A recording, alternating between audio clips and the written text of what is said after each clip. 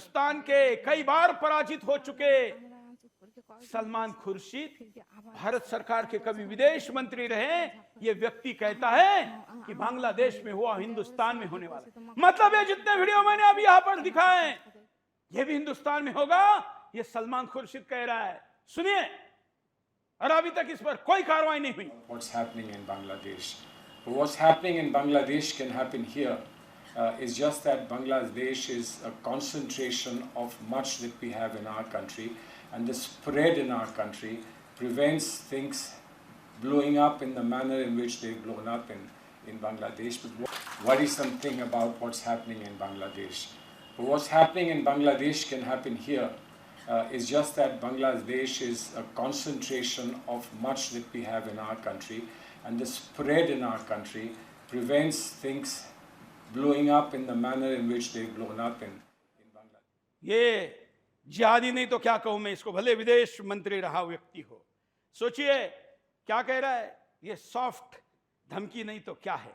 हिंदुस्तान के जिहादियों को उस्काने के लिए ये उस्का नहीं रहा है तो क्या कर रहा है। मणिशंकर अय्यर का वीडियो देखिए, भारत में भी बांग्लादेश की जैसी स्थिति होगी। गद्दारों के ये जुबान अभी भी सुरक्षित है, इसीलिए बोल रहे हैं। सुनिए। शक पैदा हुआ लोगों के मन में बांग्लादेश में कि ये फ्री एंड फेयर इलेक्शन है क्या, वैसे ही शक यहाँ भी आने लगे हैं। वहाँ तो उभर गए हैं लेकिन यहाँ भी वो शुरू हो गए हैं। तो जो सबक हमें सीखनी है वो ये है कि विकसित भारत बनाना एक चीज़ है, लेकिन वो आज़ाद भारत होगी क्या, वो एक लोकतांत्रिक भारत होगी क्या, एक आज़ाद भारत होगी क्या। तो ये सब सवाल उठते हैं। शक पैदा हुआ लोगों के मन में बांग्लादेश में कि ये फ्री एंड फेयर इलेक्शन है क्या, वैसे ही शक यहाँ भी आने लगे हैं।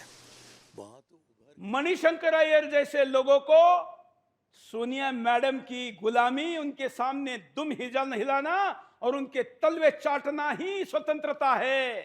देश के लोगों ने किसी सरकार को चुनकर तीसरी बार देना यह स्वतंत्रता नहीं है, क्योंकि मैडम की गुलामी का अवसर इनको नहीं मिल रहा है। और इसलिए ये वर्तमान आपने चुनी हुई सरकार को भी स्वतंत्रता की बात नहीं कर रहे हैं।